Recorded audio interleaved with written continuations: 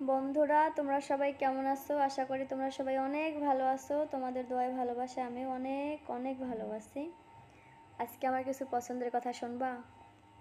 বলি, যেহেতু জাতীয় ফল কাঁঠাল, আমার কাছে কাঁঠাল ভালো লাগে না, আমার কাছে জাতীয় ফল আম মনে হয়। আমি আমটাকে জাতীয় ফল মনে করি মনে মনে।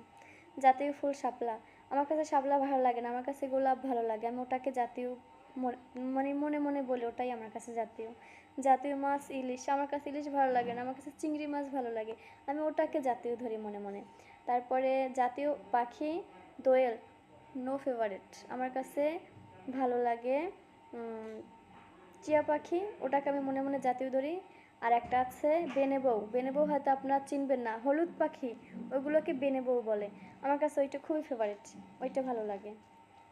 তারপরে সিঙ্গার হিসাবে ভালো লাগে বাংলাদেশে এন্ড্র কিশোর।